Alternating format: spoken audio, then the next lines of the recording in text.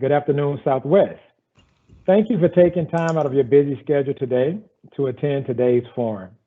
Your presence today means a lot as we continue to strive to be the premier institution that consistently meet the needs of our students and community. Today, our goal is to provide you with updates regarding our academic master plan. As you all know by now, the academic master plan is under development and will guide our academic direction for the next several years.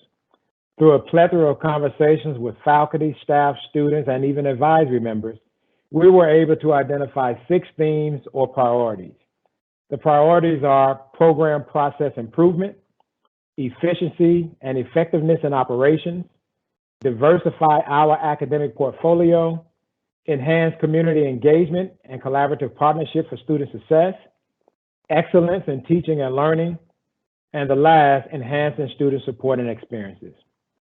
With the work that's taken place in the respective work groups, and with your critiques and feedback, our academic master plan would be designed to be a dynamic document that is constantly informed and revised by research and best practices. I want to reiterate the fact that we need your feedback as this is our plan, not my plan, but our plan. So your input is vital to the success of our plan and the success of Southwest.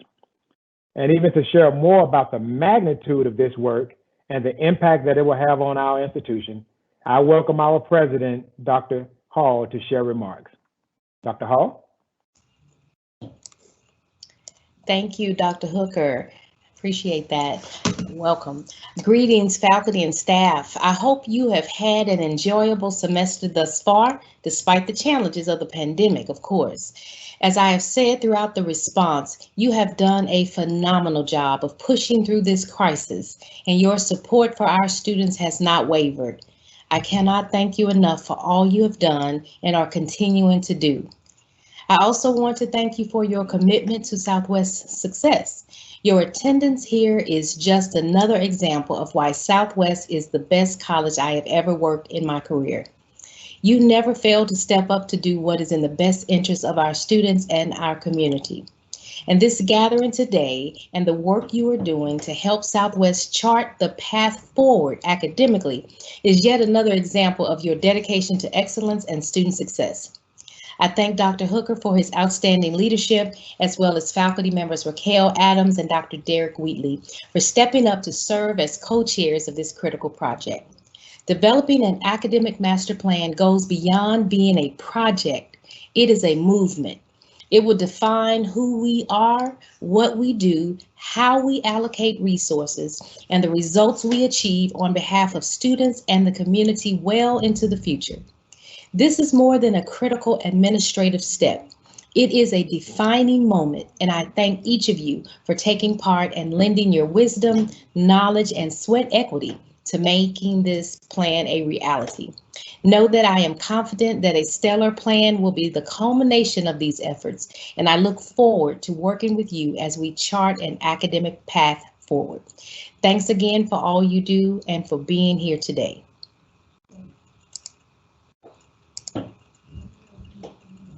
Thank you, Dr. Hall. Thank you very much for those remarks. And I would certainly agree that this is a defining moment. And to begin that moment and to share information with the entire institution, I will now hand it over to Ms. Raquel Adams, one of the faculty co-chairs for our academic master plan. She will then share the agenda and we will move forward into our presentation. So Ms. Adams.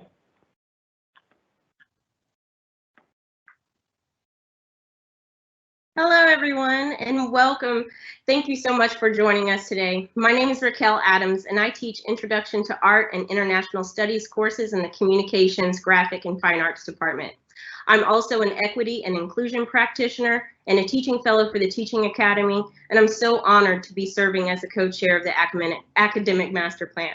We're really excited to tell you all about the master plan, and we've got a lot to cover today, so I'm just going to go ahead and dive into our agenda for today. Cindy, if you could bring up our slide for the agenda.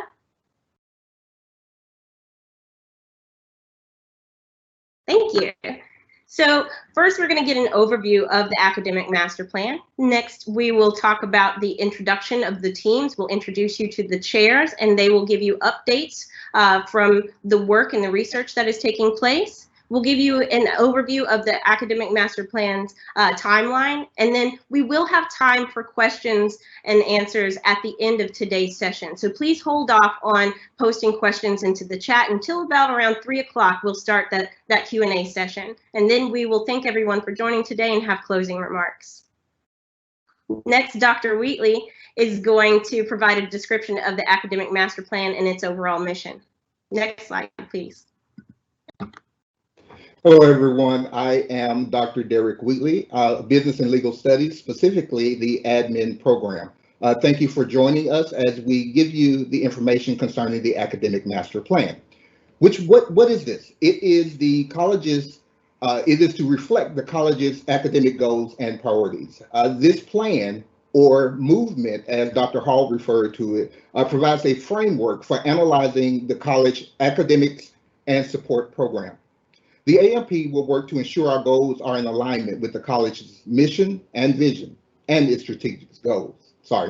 The AMP also provides a framework for other strategic planning efforts at the college and sets the foundation for the next Southwest Strategic Plan. Next slide, please.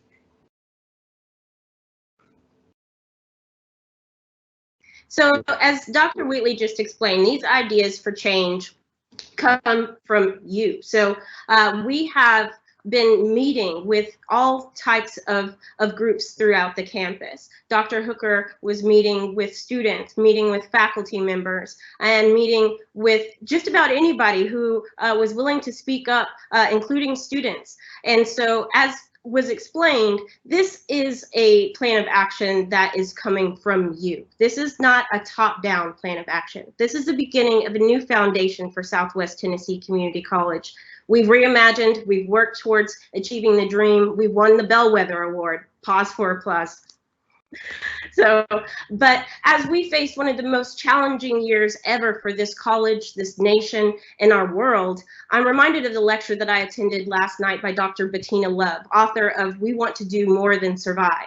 When we stated that she stated that this, in a time of crisis, is a time to double down. So we're in a unique position in history right now, and it's time to reimagine education and the student experience. And the Academic Master Plan is the first step in propelling us to becoming, as Dr. Hooker always puts it, the next premier institution. Next, Dr. Wheatley is going to discuss and highlight the important work that we're doing. Next slide, please. So you guys have heard a couple of times about Dr. Hooker's vision for Southwest and it becoming a premier institution. That is his vision. This plan is that vision in action. We all have a part to play. We all have a job to do. In order to make this a success, we have to have your input. Everything that we do is a reflection of what you say. So this is an opportunity for us to affect change here at Southwest to become that premier institution. All right, so our first priority team is going to be program, process, and improvement. Dr. Waits? Good afternoon, everybody. I'm coming to you from the biotechnology lab, so hopefully you can see our slide for priority team 1. I am fortunate to be chairing a dynamic team that represents all areas of the college, from natural sciences to EMT to administration to faculty support to communications and graphics and fine arts. We have really been working very hard in order to hone what we believe will be the important goals for program process improvement. So what we are looking at is outlining a strategy that can be used by the institution, the divisions, and the departments to review specific programs over the next 5 years in a cyclic form. And so what we're really looking at is how do we evaluate our own programs? How do we determine whether or not there are things that we need to do to make them more successful? How do we look at, especially with our AAS programs, the livable wage component for our students and their career-driven programs? as well as looking at what the community actually needs from Southwest Tennessee Community College. We are also working on establishing a community advisory board. This would be different than a funding arm for the college, but potentially could be an advisory board that is made up of many different types of leaders throughout the city of Memphis, Shelby County, Fayette County, and other counties that are impacted by our educational processes. We're looking for a diverse group of stakeholders for that board membership, and that would be one of our recommendations to the administration for the academic master plan. Additionally, we've been tasked with looking at an institutional SLO and specifically looking at soft skills. One of the areas that we feel that we can directly impact the success of students is in training students as well as faculty and staff on soft skills and understanding and incorporating those soft skills into all of our core themes, as well as our division and program themes, and potentially even into our courses as individual SLOs. So right now, our priority team has done an exceptional job, and I would say that we are within maybe one meeting of actually having a written document that can be reviewed by the co-chairs of the AMP. And we look forward to answering any questions that you may have today.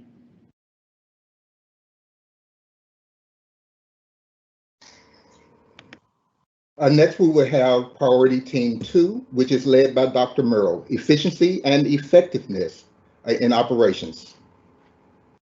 Thank you, Derek. So efficiency and effectiveness in operations is doing the right thing and doing the right thing correctly. So the 4 areas that we're focusing on are succession planning, chatbot, predictive data, and the policy analysis. For succession planning, we're looking to take leadership training to the next level. We're looking at people-centric process that helps develop not only business, but also behavioral training, and looking at it for faculty and staff alike for those positions that are there. Succession planning helps to diversify our portfolio, enhances career development, engages and retains our talent here in the school, and increases the stability and resilience for the college as a whole.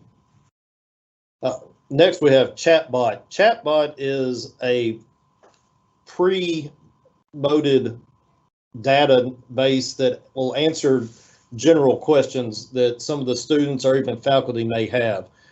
The interesting thing about this is that 67% of users for Chatbot are on mobile devices. So we know that they're not calling the school to ask questions, or they're not coming to campus to ask questions. They're getting on their phones, their iPads, computers at home, looking for these answers. So Chatbot, we can fully customize it to Southwest specific needs. It provides analytics every month so we can look to make sure we're reaching the right demographic, answering the right questions, or what we need to adjust. We can link documents to it, such as financial aid documents, the admission documents, special other documents for certain programs. And then looking around at the area colleges, the 901 area code gets the most hit at a chatbot. Around us, there's 14 institutions that was identified by my team for using chatbot, and like I said, the 901 area code got the most hits. So we definitely can benefit from this, and the students in the area will benefit from it. Next, we went for predictive data. Now, predictive data has been used consistently in higher education for quite some time, but it generally had to do with demographics, ACT scores, high school GPA, other factors such as that. We're trying to move predictive data into the future.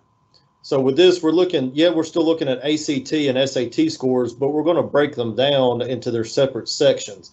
This lets us know if somebody was really good in math, but they weren't good in English, how to help tailor their class schedule for them. If they're involved in team sports, that's a big predictor of how successful they'll be in college by hooking them up with a peer mentor or just a mentor in general that'll help keep their interest up and keep them moving forward. And if they have questions or they're stumbling, they have somebody to rely on in that team environment that they're used to. Predictive data will help us increase retention through engagement, creates a sense of caring for the students. We can tailor advising to their specific needs and wants. We break that up into a descriptive area and decision area. So the descriptive area will group those with the same needs, such as, if you have everybody that is getting financial aid assistance and they have questions, we can take that group, move them forward with one person to contact to be able to use all that.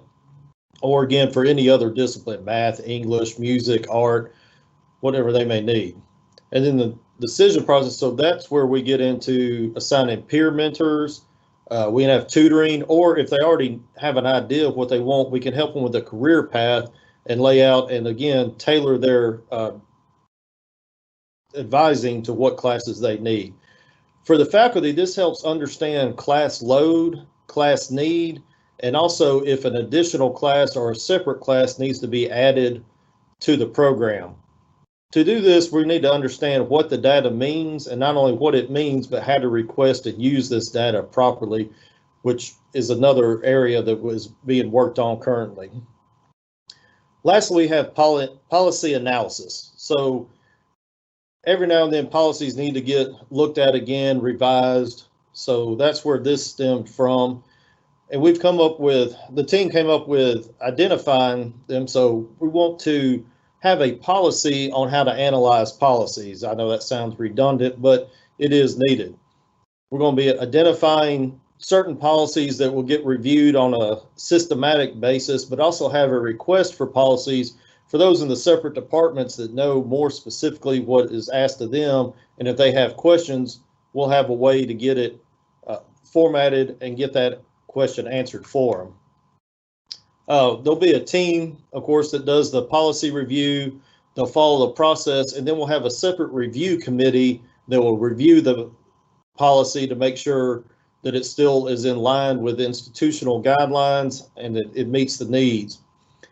Implementation would be the second part of that.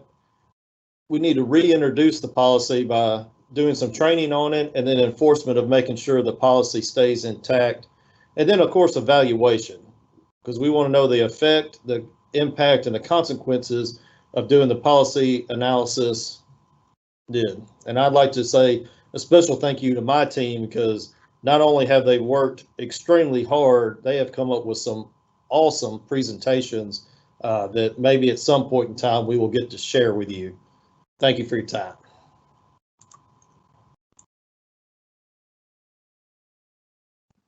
All right, next is Priority Team 3, Diversify Academic Portfolio. Dr. Park. Hello, everyone. So I chair the Diversify the Academic Portfolio Priority Team, and we were charged with how do we figure out what the students in the community need so that Southwest can offer the courses and the trainings that are necessary to really make us an even more integral part of the community. So we decided to focus that down into two areas, looking at Memphis area employment needs versus student needs. And through various different people have worked on this particular employment need area. And we've come up with several areas to focus on, including manufacturing and logistics, which are very much heavy employers here in Memphis, as well as healthcare. And I feel like the college already has very good partnerships in those areas. So where are the opportunities to grow? And we looked and we found that there are strong needs in education, health and wellness, and the arts that are areas that the college could grow into. As far as education is concerned, there's a very decided need for teacher assistants in the immediate Shelby County area. So that's something we can move forward with. There's a need for more health and wellness training that suits our virtual community. So can we diversify into offering health and wellness spaces and trainings for our students that allow them to go on and move into a job, perhaps teaching yoga classes virtually or something like that. And then in the arts, there's a very large need for an art program since Memphis College of Arts has closed. So there's a hole there that we can step in and fill, and we're researching different programs in the area. Turns out that the Greater Arts Council of Memphis has told us that there's about 6,000 area jobs that have gone missing since the pandemic, and that there's a need to fill that gap, and that is something that we can do at Southwest. One of the emerging themes as far as the student needs are concerned has already been discussed today, which is that need for essential skills. So the essential skills include not only resume building, interviewing skills, knowing how to present yourself, but also things like critical thinking and problem solving and teamwork, team building activities. So that is something that we are focusing on, are how do we incorporate all of those, as Dr. Waite said, into our curriculum so that every student is exposed to at least one class that brings critical thinking to the forefront and problem solving to the forefront. And then lastly, we've discussed creating an honors college. Southwest already has an honors program. However, the benefit of an honors college would be to create not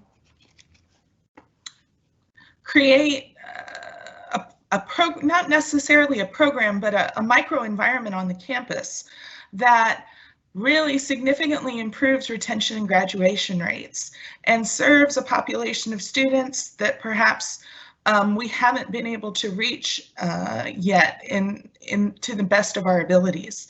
So we want to look at different honors colleges at community colleges and see how do we set one up at Southwest, and can we diversify it so that it reflects not only the demographics of the college, but also a national need to meet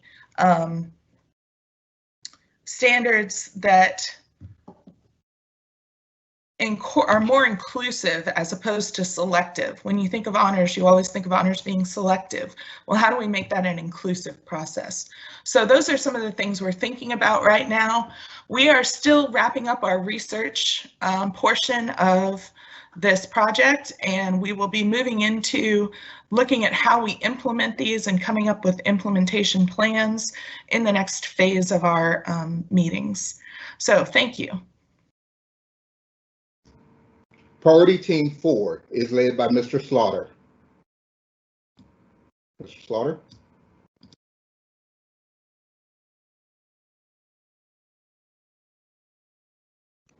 I need them to move to the next slide. Here we go.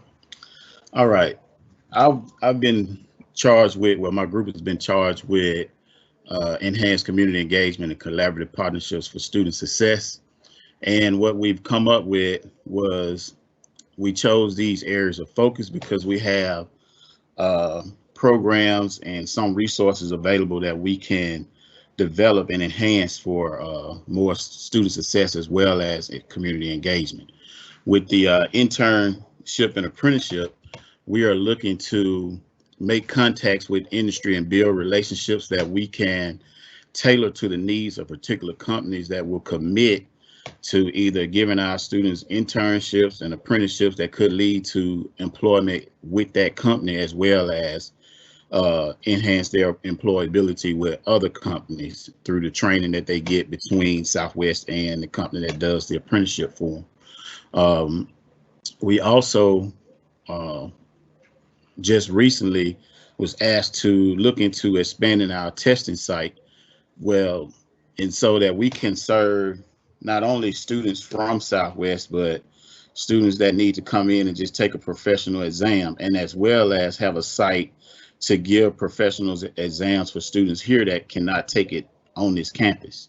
So we're trying to open it up so that it can better serve the students, and it could lead to a revenue generating source for Southwest. The community outreach, we have we want to target parents as well as students and just general people in the community so that we can be a training site to develop technical program. Well, we have some technical programs, like I said, that are on the on non-credit side, that we're trying to develop programs that will move them to certificate level so that we can compete with area technical schools. What else? What we found as far as marketing, when we look to market Southwest, one of the members of this team said he meets a lot with people through the Chamber of Commerce and things like that. And so, or meetings like that. And what he's found that people like the idea of developing technical programs. He says sometimes he'll mention State Tech as opposed to Southwest, and people's eyes would go wide and they want to support that. So I feel like we have the facilities that can be improved, and we can upgrade to meet technical needs for the students, and as well as provide trained workers for industries around here that need students with technical skills. And I think that we can develop programs for that. The dual degree is something that we have in place, and we want to not only promote that with 9th and 10th graders, but we're going to start to go out into the area middle schools as probably as early as 8th graders. We want to start to inform them what we have, and as they go into high school, how they can go ahead and start their college career off as a freshman, so that they will know this information when they come in. They'll be looking to be involved with that right from the onset of their high school terms. And what we want to promote to them is what it means long term, as well as cost. The cost of a 4-year degree, it just keep going up year by year. And if they can do those first 2 years for free, it would be a serious financial benefit for them long term, as well as getting them ahead of the game. So by the time they get to college, they actually could be where they only need, a couple of more years to be close to having a 4-year degree, and that would be a real promising situation for them. For us, the use of campus, when I was in the building downtown, I used to hear a lot about the use of the rooms that we have, because we do have a lot of space at Southwest that sometimes is never used.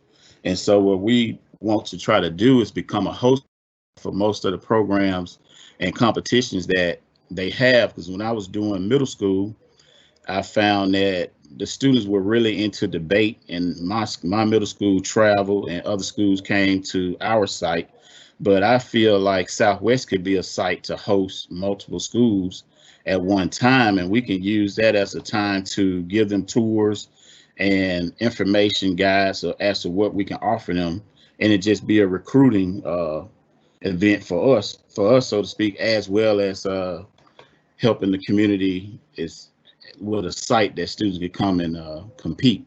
So we want to do that with things like what we have in place already is Science Olympiad, but of course, due to the pandemic, we didn't get to do anything with that this year. But the last time we were involved in it, we thought that it went really well, but we could have gotten more participation. So we're going to try to do more reaching out at the earliest times of the year to make sure that high schools or middle schools are aware that we are available and we are interested in hosting their competition. And I think it will make it easier for them to have just a central location, and it will be beneficial to Southwest.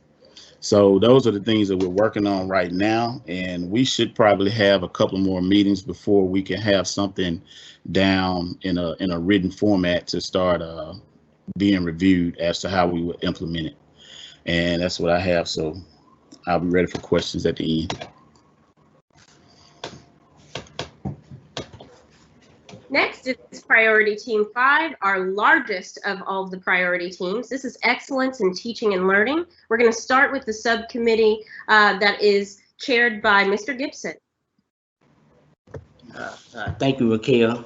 Hello, everyone. I'm Macklin Gibson. I am the chair for the subcommittee of culturally responsive teaching and achievement gap committee.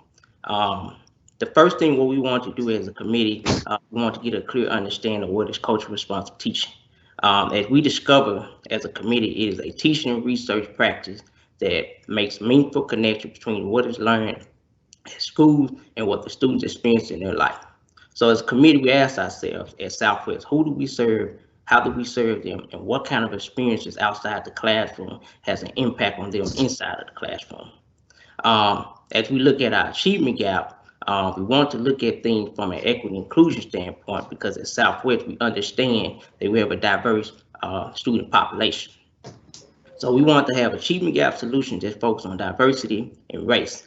As we look at our data, it shows that as we compare race amongst our ethnic group, African American has the lowest retention and graduation rate amongst all of our groups. It also shows that it's the largest population that we do serve here. So as we continue to do this great work, we want to make sure we include diversity as well as race inside of the classroom experiences. The next thing is it leads us now into best practices. As we know that some of the colleges are using best practices as we speak, but as a committee, we also discussed and talked about several other best practices, but today we're going to talk about 2 of those best practices. The first one I want to talk about is to discover a culture of meaningful relationships. That means we must, one, understand our student. All they attend Southwest, they don't just see Southwest as a place where, they come to school and they get their hours and they are taught. What they see is as a place of hope, as a place of opportunity, as a place that gives them a chance to not only have success for themselves, but also for their family. So we must continue to understand that as we use these best practices. This also gives us an opportunity for students to see when they look at us as faculty and staff members, they don't just see us just as someone who teach. It's a little bit more deeper than that. What they see is they see people who are successful, who are people in position in which they want to achieve. People they see themselves in who they want to become, and so many other things. So making meaningful relationships and meeting students where they are, they give students the opportunity to make them feel like they matter. According to the matter theories, that state, and it says that the more students feel engaged and the more they feel connected, the more likely they will be retained and they'll be able to go on to graduate. It also says that the less students are engaged and the less students they are, and the less they are connected, they become marginalized and they often drop out. So the next best practice we want to focus in on is encouraging students to leverage their cultural capital. What this means is, because we are diverse campuses, we want to welcome those experiences inside of the classroom. That means due to their cultural experiences, that takes a part in how they just function overall as a student. That means that has a part in how they read, how they comprehend, how they participate in class, just so many other factors that plays a part in that. So we must continue to frame our work around acknowledging and accepting those things and connecting with students in ways to where they will feel motivated and supported, and that way they'll be able to go on and be successful. As a committee, we have our 3rd meeting tomorrow, in which I look forward to, and I thank you all for your time. Thank you, Macklin. Next, we have Priority Team Subcommittee, Online Learning, with Dr. Loden. Good afternoon, everybody. Our subcommittee has been tasked with looking into online learning, specifically in the area of processes and best practices. As everybody knows, online learning has become very important in the midst of the pandemic, and we very well may have a lot of students going forward who want to continue in online learning. So basically, we have found that the college already has a current process in the area of the online course development process. The Teaching Academy shared that with our committee during the March meeting. During that meeting, we realized what we don't have is we don't have a list of best practices in the area of teaching and learning. So we decided as a committee that needs to be our focus area, is to come up with those best practices and establish those. In order to do that, we have been doing research. Our research has included going out and looking at what other colleges are doing. in-state and out-of-state, as well as looking at general published research in the area of best practices for online teaching. Some common themes have been student engagement and academic integrity. We are in the middle of this research. There will be a lot more that comes out of it, but we've met twice so far. And like I said, we're just basically in the middle of researching the best practices. Basically, our end goal is to provide the findings from our research, and from those findings and that research to recommend best practices in the area of online learning and teaching to the college. And additionally, we have been tasked with looking at computer literacy in the area of dual enrollment students. That's been added for our review. We have 2 more meetings. Our next meeting, I think we have 2 more meetings in April, so we're looking forward to that. And thank you very much.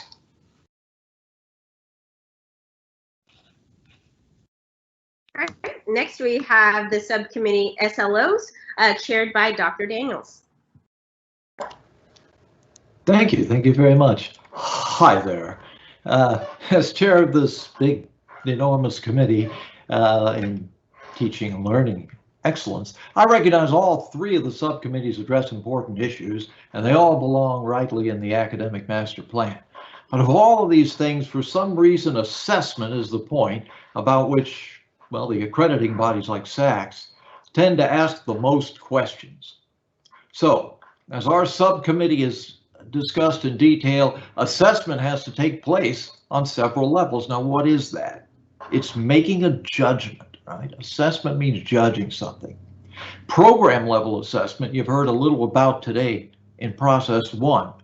That's determining a program's successes and challenges based on program level outcomes. Now, we examined the measures that are operating here at Southwest, and we've been doing a pretty good job of keeping track of everything and measuring the high quality of our programs. We wanted to expand, but since another committee's handling that, good. We have instruments in place, we have rubrics, we're doing a rigorous and thoughtful evaluation. Let's just make it better. So our subcommittee is focused on course level assessment. Now that's different from section level assessment. Course level assessment looks at the outcomes that make a course what it is. They examine how successful we've been college-wide across all sections, across modes of instruction.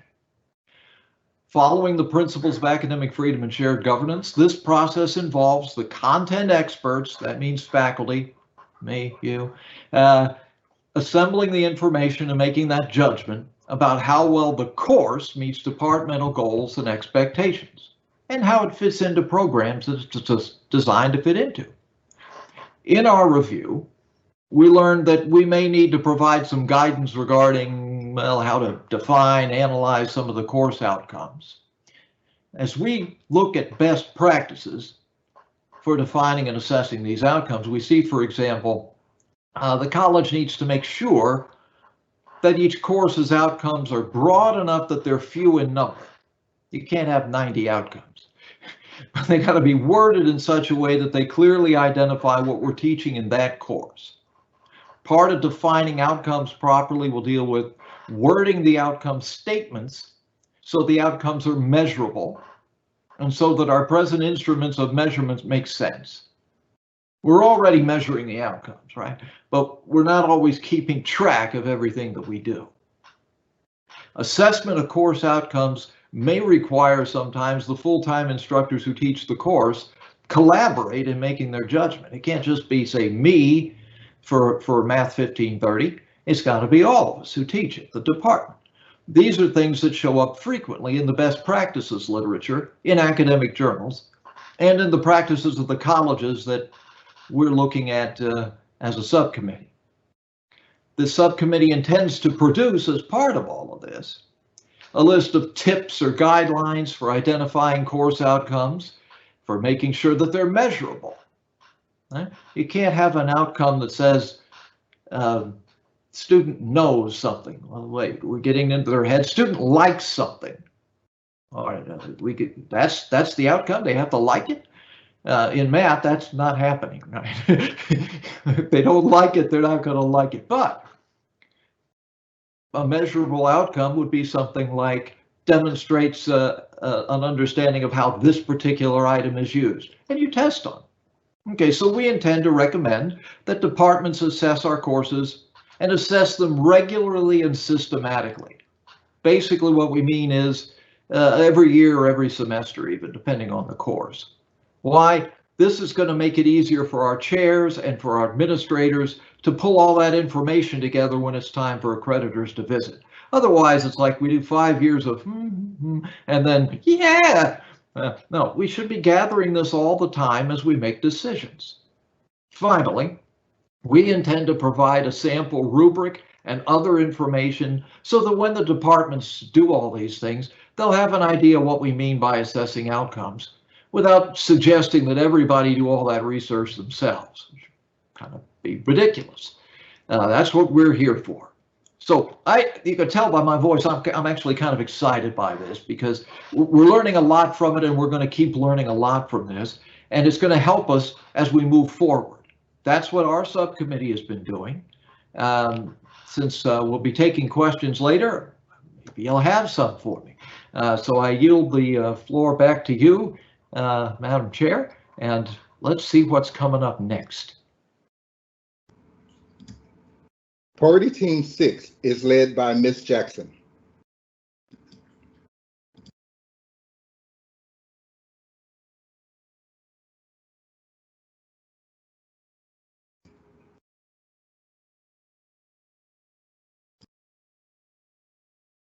I believe you're muted. I'm sorry. That always happens. I think I'll never get used to it. But good afternoon, everybody. I just wanted to begin by saying that I'm very excited and grateful for this opportunity. As a former student and graduate of Southwest, I think that being in this role is even more special because it's exciting for me to look back and see how the college has changed over the years since I was a student, and it's very exciting for me to think about how it's going to change and how the changes we're working on will only help improve the experience for the students we have. So my committee is exploring a few different areas. And below are listed some of the areas that we're looking at. The first area that we're considering is flexible spaces for students. We believe that there is a great need for some more rest areas, collaborative spaces that students can meet to study and socialize, as well as more outside charging stations. We're also looking at a possible meditation zone where students can pray or meditate. And then one of the other things we're considering is improving the gazebos on the Macon Cove campus so that students will utilize those more. And so we are researching some of the different options. One thing that's been discussed is possibly adding a couple of cafe areas onto the campus. We think this could provide a lot of benefits for the students and faculty, and possibly provide some of the students with a part-time job, which would also provide more revenue for the college as well. So that's one thing we're looking into. Another area we're exploring is recycling on campus or going green. We've discovered that, shockingly, Southwest is one of the few institutions that does not have a sustainability program. And so we are looking into this, and we're looking at it through the lenses of divided infrastructure, physical support, and campus culture. One thing we see a need for is a sustainability officer, somebody who would be able to fit this role with a salary. It would be a salary position. Some of the evidence we've looked into shows that if this role is not salary based, the responsibilities, tend to kind of fall to the wayside and get neglected. So we do think this would need to be a paid position for somebody. We've also been exploring some different options about having our recyclables picked up. We learned the city of Memphis does not pick up recyclables, but there are actually some places we're checking out that we might be able to donate or sell our recyclables to. The Ronald McDonald House is one name that has come up, and so we are researching this still.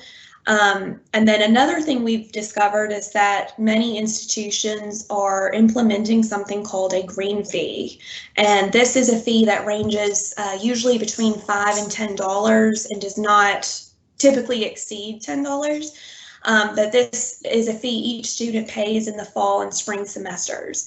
And this fee covers the cost of the sustainability program.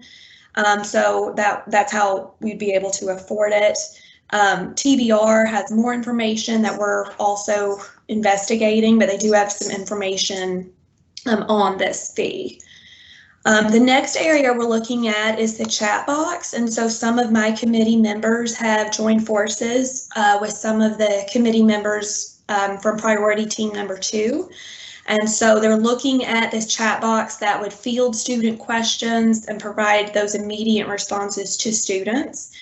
Ocelot is one of the brands, one of the companies that we're looking at. It's a higher education chat box that we're considering. The cost for this is usually around $25,000 a year or up to $50,000 for different departments. We did see that Bethel University had a 4% increase in their retention rates, and then Missouri Western State University saw a 7% increase after they introduced their chat box. So we're excited to see what this could lead to, and we're still doing research on this, but we think that especially if we could implement this to the programs we think would need it the most, that this could really benefit our college. And some of the areas we think that could benefit it the most are areas like advising, the cashier's office, admissions, areas that students typically tend to have more questions for and they need more assistance with. Another area we're exploring is academic support, and we're studying this area through the lens of innovation and creativity. And we're focusing a lot on digital literacy. We think that students often find PAWS confusing and sort of scattered. And so we're looking at an online orientation for these students to help them navigate and find PAWS a friendlier system to go through. And we think that since faculty has such a lengthy training that's very helpful, that the students would benefit from this as well if they had some kind of training to go through. The last area that my committee is looking at is promoting library services and other services that the college offers. Southwest has some just really wonderful things that we offer to the students. There's so many different areas that are just extremely helpful for them. And so we want to try to implement and just promote the services that we already have. And so one thing we're looking at doing is possibly trying to arrange a type of preview day. This worked really great for the honors program. Pre-pandemic, we had a honors preview day where we were able to showcase the classes that we were going to offer. And so we're thinking about having a preview day where the different departments at Southwest could showcase some of the different things that they offer for the students, and they would get to see it firsthand and ask questions, and it would help make the students aware. The other thing we think would help with this is having more opportunities for faculty to learn more about the services we offer, because if faculty is more aware, then we're able to share it with students. And so things like the resume builder that Career Services offers, or some of the different features the library has. The feature films is one my students are always surprised to learn about, and we have a library orientation, but different things like that. We think we could promote those more so that students are more aware of that. And if faculty is aware of it, we're able to share those with students on a faster basis. And so that is where my committee stands. We are still doing research, and we will probably have a couple of more meetings before we finalize our final game plan. But I'm very excited about where things are headed, and I just want to say thank you to all of the people on my team. And I'm excited to see what questions people have. So that is the presentation of the different priority teams. And so now we're moving into the timeline to kind of give you a view of where we are and where we plan to be. So obviously we are in March, and today is the academic forum, academic affairs forum for today, or for the, up to this point, excuse me. And so the priority teams will continue to meet and work out their best practices and prepare for a solution. Raquel? In April, we're going to continue researching best practices, and the priority teams will then begin to submit their findings to the co-chairs. All right, and then we come back in May for a second academic affairs forum where we will present the reports to the public to ensure that we have the buy-in of all parties involved. And then this summer and beyond is going to consist of compiling those reports in order to create the final draft or document of our academic master plan. And our goal is to begin implementation this fall. Some programs will, of course, take more time, more consideration, and more planning, but this work doesn't stop there. We will continue working towards those best practices and share that information as well. Next slide, please. So on the screen now you have a list again of the priority team chairs and Raquel and myself as the co-chairs. And I think we have to consider the situation that we're currently in, the pandemic. It has highlighted a lot of the shortcomings that kind of flew under the radar. And so now we're having to make adjustments, whether it be virtual learning and ensuring that we're meeting the needs of our students where they are, and then elevating them. So all of this work is an opportunity to expand on that, to meet those students, to elevate everyone who touches Southwest. And I think that we have an opportunity to build beyond. As Dr. Hooker has mentioned a couple of times, it's about the premier institution, right? So if we're doing that, then other schools will see what we're doing and then want to be like us. And so that is what we want with this project, or this movement, I'm sorry. And so I think that this is an opportunity for everyone to get involved. So, and in doing that, let's do it. Let's make something happen. Let's move this forward. Let's move Southwest forward. Thank you. Next slide, please. So on the screen here, you have, I'm sorry, go ahead, Raquel. Oh, I was just going to start talking about the question and answers that are coming after this. So you can go ahead and share our contact information, and then I'll talk about how people can start posting their questions. Thank you. So here is the email address of Raquel and myself.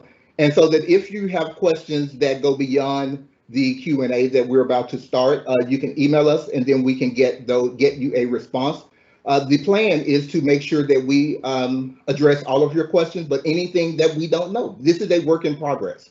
We are still figuring everything out. We're still researching. So we're not going to know everything.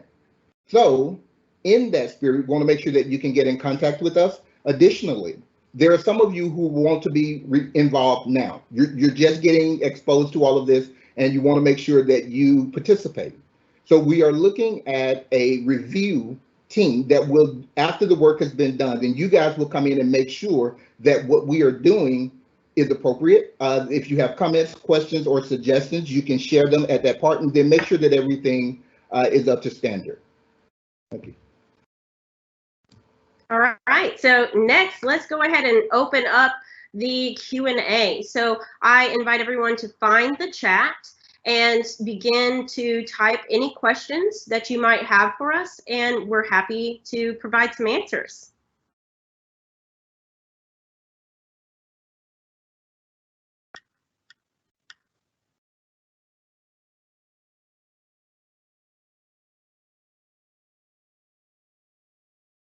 We'll give a little time for people to type their questions in the chat.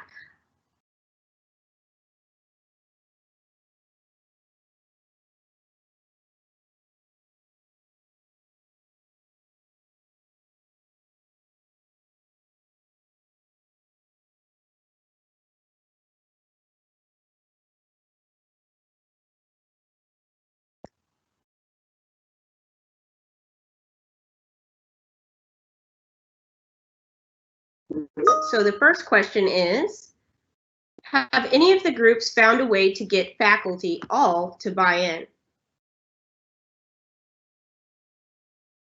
I'll open that question to everyone. Thank you for the question. I think that this process, the academic reform forum, the various meetings that we're having, is an opportunity to ensure that everybody is on board. This is our project. This is our movement. And we have to take ownership of what it is that we become. And the only way that we can do that if we get everybody involved. So we have an opportunity to get off the sidelines, right? So let's do that.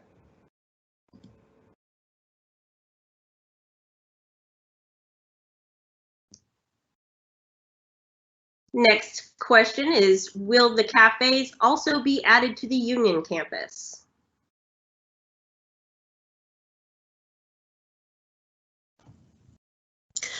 So that is definitely something that we're considering. I think the hope is that we would have some type of cafe area for each campus. So that's definitely something we're looking into and thinking about is which campuses would receive it. But I'm hoping that each campus could have one.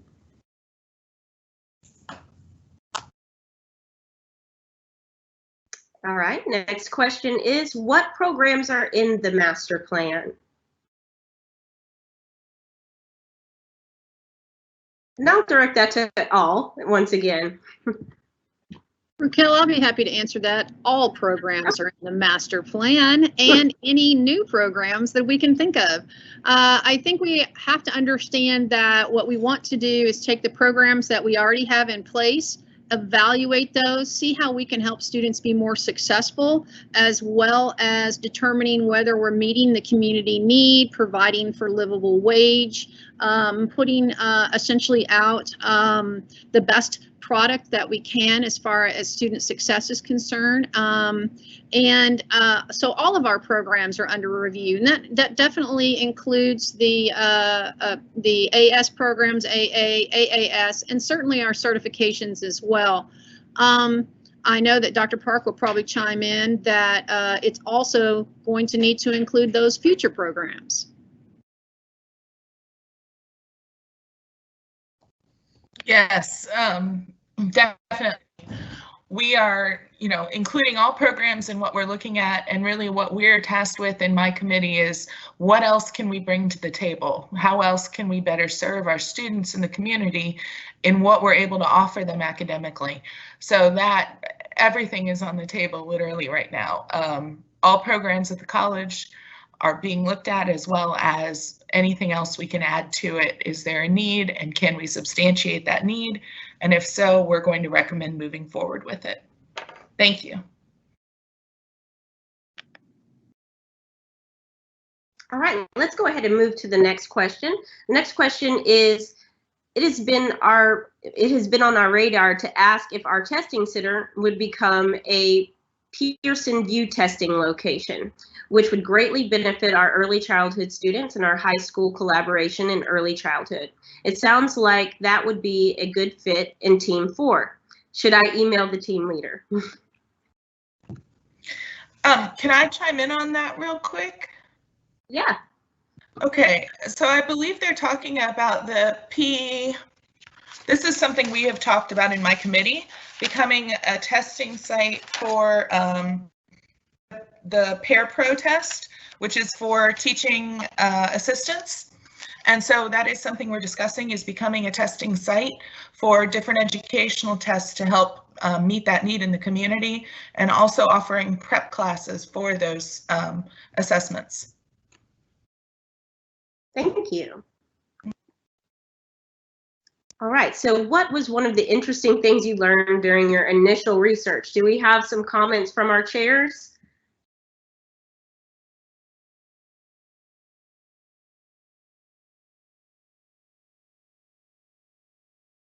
One of the most interesting things my committee learned was that we don't have a sustainability program, and I was really shocked about it because I guess it's just one of those things I didn't think about. I think most of us, we don't really spend too much time thinking about some of those kind of issues outside of the classroom. And so it was just interesting to hear everything my team came up with and to find out more about that. Thank you, Ms. Jackson. Dr. Waits, did you have something to add? You're muted. I was just going to add, there we go, I'm not muted now, that we spent a lot of time looking at other community colleges, including Pellissippi State, and it was actually one of our team members who found that they have a program called the Universal Pathway to Employment Project, or UPEP, at Pellissippi State Community College. And I've got to tell you, that's a very interesting program, and it's fairly dynamic in the way in which it integrates soft skills into the student success project as they pathway their way through their educational experience. And so that's something that we're looking at to potentially add into our part of the plan.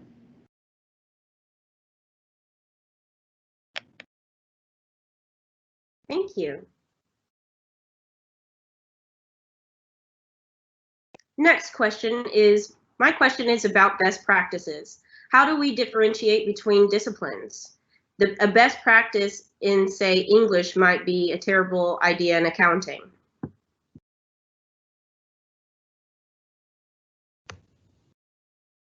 In the area of online learning for best practices, I see it more of a higher level. For example, it won't be discipline specific. Like, for example, student engagement could be a best practice, and that goes across all disciplines. We want to make sure that we get them involved in discussions and communicating with each other, using email regularly, that kind of thing, providing training to our students so they can be successful in the online environment. And just overall communication. We want to communicate objectives, expectations, that kind of thing. So for online learning, I think it's more high level, not discipline specific.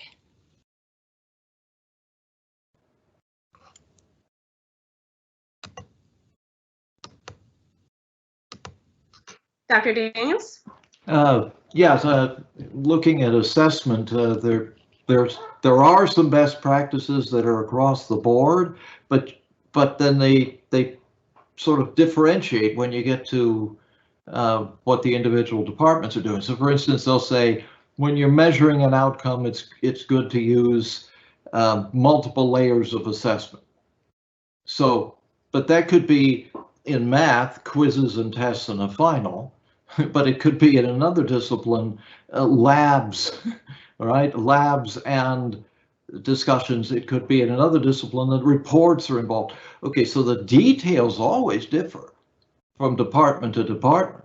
So there are some general practices for assessment that are best practices across the board. So I think the answer is it does both, right? You've got department specific and general.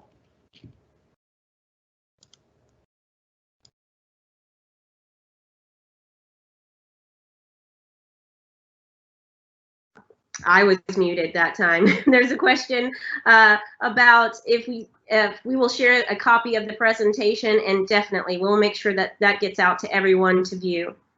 Thank you, Dr. Daniels. Next question is, I'm not sure who can answer this. How will this plan impact completion rates and accelerate students from enrollment to graduation?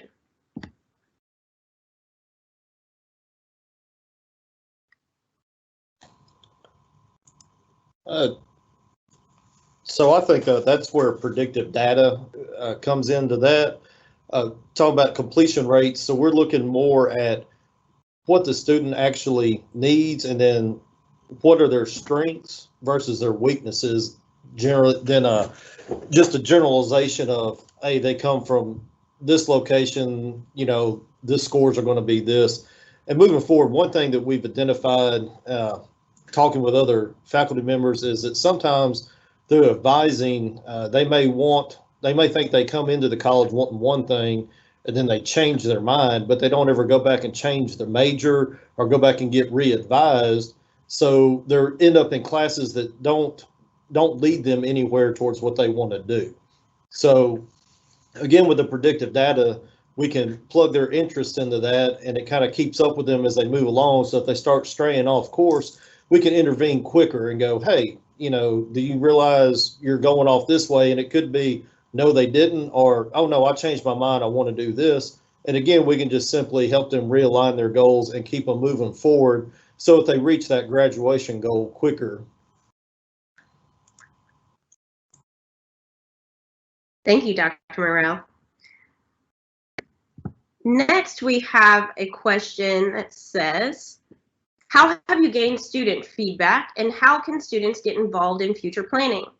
I'll go ahead and answer that one. And Dr. Wheatley, feel free to chime in. I was just going to say that we have been having students involved in every step of this process. So like Dr. Hooker said in the beginning, he started with several meetings with different groups throughout the campuses and throughout the institution, and that did include students. Also, we have students on our steering committee, and they also input or add input and ask us questions to keep us abreast on students' needs. We will have a review committee, so there is still time for students and other members of the college to bring in your feedback and get involved. Dr. Wheatley, did you have anything else to add?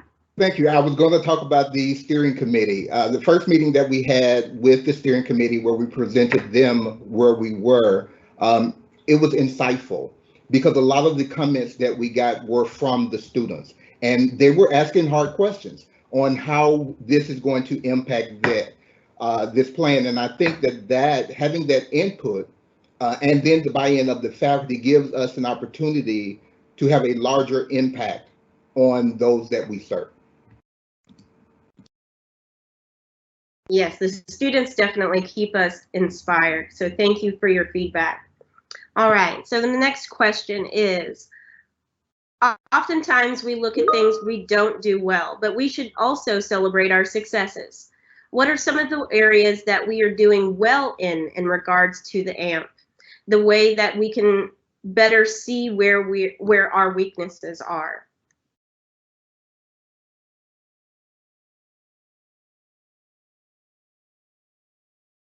Now I'll just open that up to everyone.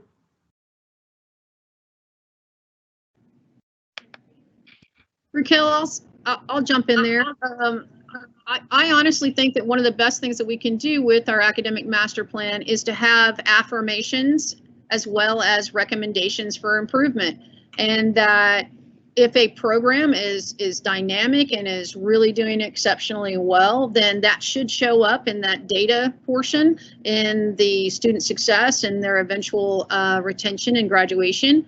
But at the same time, we do need to make positive comments about ourselves and what we do well. And I think that's coming out of the research that we're looking at from other institutions and how we are already doing some of these amazing things. So I think we're all learning what it is that makes Southwest even more amazing than perhaps we might have thought before this process started. Adding to that, I think that we have to understand that, yes, there are some things that we do well, and we often get applauded for that. But in that applause, we have to also acknowledge that there's opportunity for growth. And so now this plan focuses on that, looking at where there is opportunity for growth so that we can move to the next level. We don't want to get comfortable in the area because we're already good at it, right? So we want to continue to move forward. And I think this movement or this plan helps do that. All right, thank you. So the next question is, can you speak to the possible strategy or ideas with connecting us or connecting parents as partners early in the process?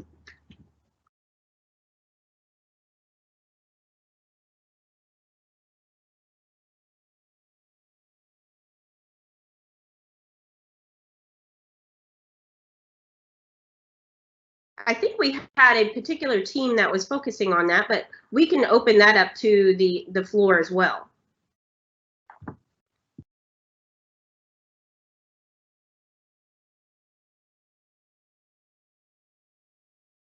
I know that there had been some mention of, when we're doing our community outreach and we're going to schools, that we shouldn't be just looking at the young participants, but we should be looking towards the parents as well. Oh, Dr. Slaughter, Mr. I'm sorry. Slaughter, did you have something? Can you repeat that question again? Yes. Says, can you speak to the possible strategy or ideas with connecting with parents as parents early in the process? Okay, what we anticipate doing is when we go out to recruit from now on, we're going to try to, I guess we will try to go into the communities when they have specific events and see, can we set up in the way that we had been recruiting, from what I understand, because I'm not a recruiter, but what the guys told me that on my team that works on that is that a lot of times when they present the information, the parents would be talking about other people that might need it instead of themselves. And so with that, instead of giving out cards from now on, even the people that they think would be interested in it, we're going to try to get their information on the spot to make to reach out to them and see if we can even reach them via phone calls, email. Once we get out and get on the ground, we're going to just try to recruit them from every angle. And if people are telling us about people, we will try to get their contacts right then, as opposed to giving a person some information to take to them, because most of the time they probably lay that in the car or throw it away, not even thinking about it. So we're going to try to collect information from them, as well as let them know that our programs are built for them also as adults, because I mean, it's an adult learning center. So we're going to try to just, however we can get them, but we're going to try to take information on the spot for whoever they want to be recruited. We want their contacts right then. All right, thank you. Okay, so the next question is, will the college consider adding a computer class as a first semester class for all majors? I'll go ahead and speak to that one. We definitely see a need in my committee to improve academic literacy, as well as to, not academic literacy, excuse me, computer literacy, as well as incorporate those essential skills and soft skills. So I think one of the ideas we're considering making a recommendation about is having a first year seminar that goes over things like how to use pause, how to send emails, kind of like ACAD does already, but in a way that is a little bit more mandatory for all students. So, again, we're making recommendations, but yes, that is on the radar and something that we are going to recommend because there is a need for more computer literacy, amongst our population. So, yes. Thank you, Dr. Park. All right, the next question. Given that some courses will remain in a fully online delivery mode post-COVID, do we have a single online testing / assessment solution now, or will that be a part of the AMP?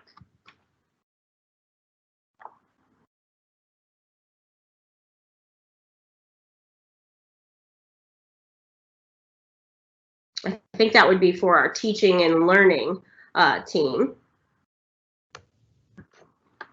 Honestly, we have not discussed that. I don't know if maybe Dr. Daniels would maybe have a little more to say about that in the area of assessment, but our team has not discussed that, to be honest. Well, I mean, some of that would be up to the departments, obviously. If they wanted to put something into place that remained there and was across the board, they could, but we can't really just use a single like publisher software. I'm not sure. I know if the questioner means using certain instruments from others from outside, or say using pause, because that we kind of were committed to. If you mean the colleges, then yeah, we'll be doing that. But if you mean we all use Pearson, or would we all use McGraw-Hill or Cengage, or somebody else. No, that's probably going to differ from department to department, even moving forward. I hope I answered it. Thank you, Dr. Daniels. And this can be something that we explore further. So thank you for bringing that question to the table. So the next question is, how were the committee participants chosen? It seems some of these initial suggestions involved non-academic departments. I'm assuming that part of the next step in research is to bring them into the conversation. I think that this is a question better suited for Dr. Hooker. Yeah, so we spent, if you all recall, faculty, a couple of months ago, there was an email soliciting your help to serve on these teams. And based upon that information, that survey actually, we inquired about, at least asked if you wanted to serve in a leadership role or if you just wanted to serve on a team. And based upon that information and the interest, because we shared the actual priority teams at that particular time, and everyone that's serving on these teams, for the most part, are essentially serving in an area in which they aspire to serve on. There were instances, especially if there was a leadership role, there were instances where we asked someone to, to probably look at something that they initially weren't interested in, but that is even a plus because that gives them the opportunity to delve into some work that will inform them even better and provide more insight to them. So in my opinion, it has been a very, very transparent process. We will continue to solicit your feedback, your help as we continue to build this academic master plan. I shared with the team prior to coming on live today that the academic master plan does not end in May when all of the information is presented and compiled. This is, and I shared this as well, this is going to be a dynamic, living, and breathable document that we hope if we have to pivot, if we have to adjust, then we should be able to do so. So it is my hope that members of this team will continue to work with me and with the institution on the academic master plan in some capacity. And we hope that you have interest now, whether it's as to serve on the review team or to serve on some much needed work that's going to take place. The goal is, as indicated, the goal is to this work to commence beginning this fall, but there's going to take, with some of the things that we're suggesting, it's going to take more planning. So obviously that won't be able to commence this fall. But again, we will continue to solicit your feedback and hope that you're willing to participate as we move forward. I hope that answered your question. Thank you, Dr. Hooker. All right, next question is, in online learning, are we addressing the overuse of third-party platforms embedded in PAWS? This is a huge accreditation issue.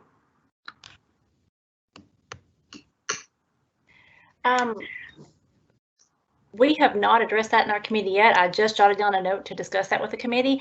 I'm assuming that's referring to, like, for example, in math, we use Pearson, and it is embedded in PAWS. So I'm just kind of making the assumption there. If I'm wrong, let me know that that's what that's an example of what the question is referring to. And it's definitely something we can talk about in our committee. Great. Thank you, Dr. Loden. And it looks like we have a pause for questions right now. I just encourage anyone, if you have anything that you would like to add, any questions, we have a few more minutes left. Remember, this is your time to contribute to our plan. Some of these items that you have proposed are new to us, and so this is really exciting for us to continue adding to our research to make the plan even bigger. So if anyone has anything, please don't be shy and go ahead and post those questions for us.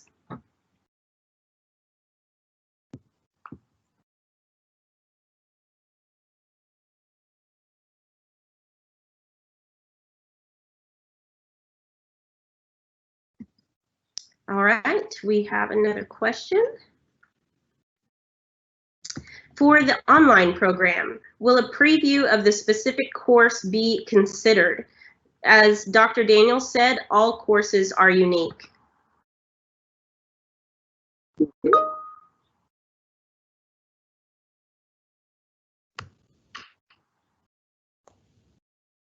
We are not looking into specific courses per se.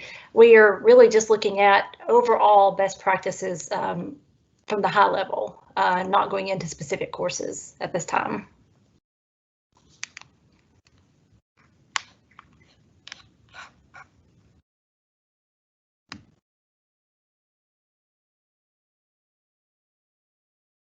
Okay, some questions coming in. Just give me 1 second to get to those. Okay, next question. Yes, many instructors use the third-party embedded materials as a sole source for the course materials and assessment. So that was to Dr. Loden, so you were correct, and thank you for answering that. Dr. Hooker, have the teams decided where to add career services in this process?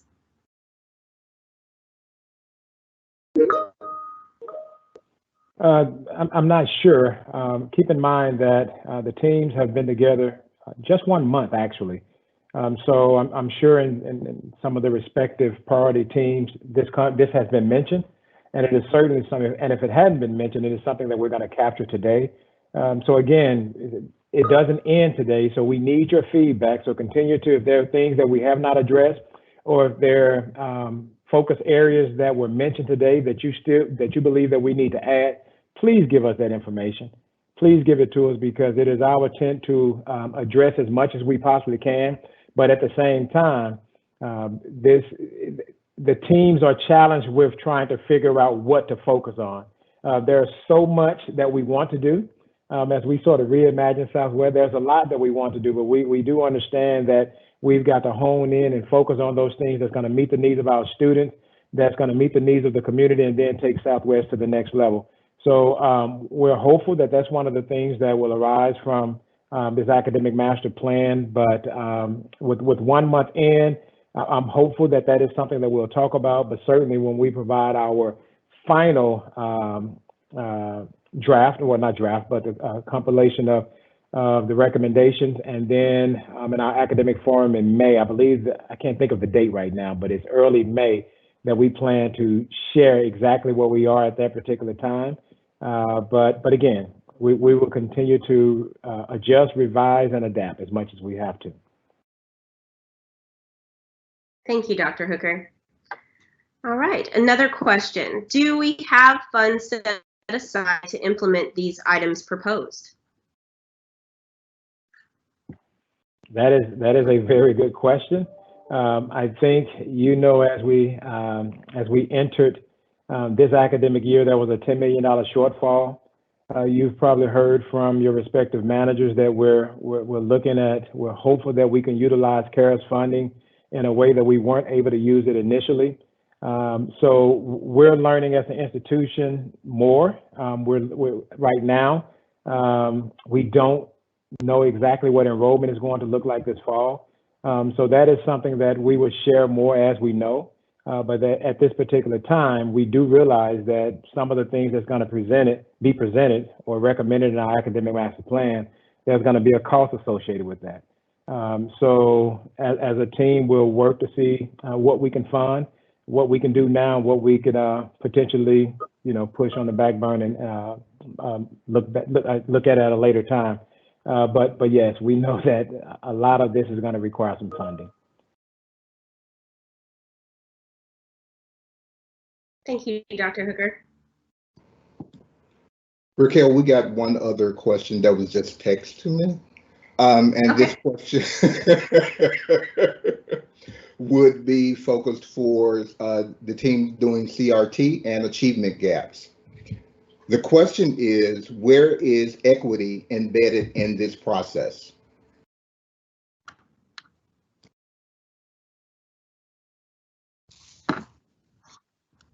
Yes, from the culturally responsive teaching, equity is pretty much in the forefront of the process as we continue to meet as a committee. You can't really talk about culturally responsive teaching and the student population that we serve without including equity. So that should be a major part of it.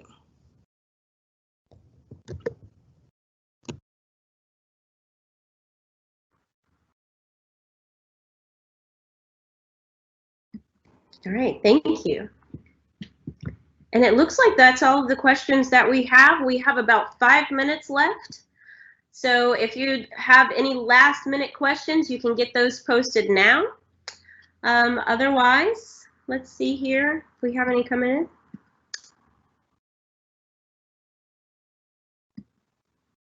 No?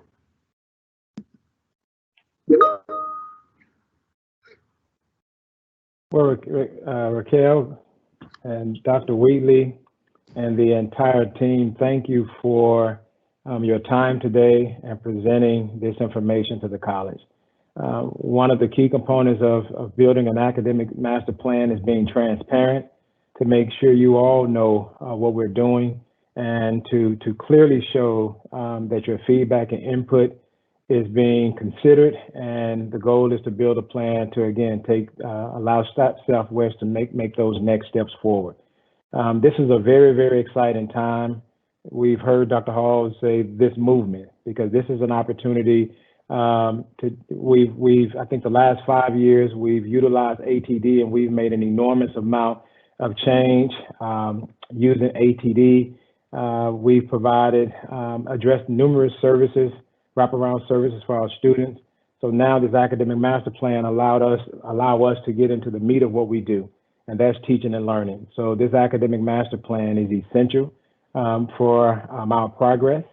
And I'm very excited to work with this entire team. You've done a wonderful job thus far, but the work is far from being over. So let's continue to work hard. Southwest, we need your input, we need your feedback. So again, continue to bring questions and concerns to our attention, and we will do our very best to address it. So everyone, thank you for your time today. This has been a great event, and we look forward to doing this again in 6 weeks or so. So thank you so much. Have a great day.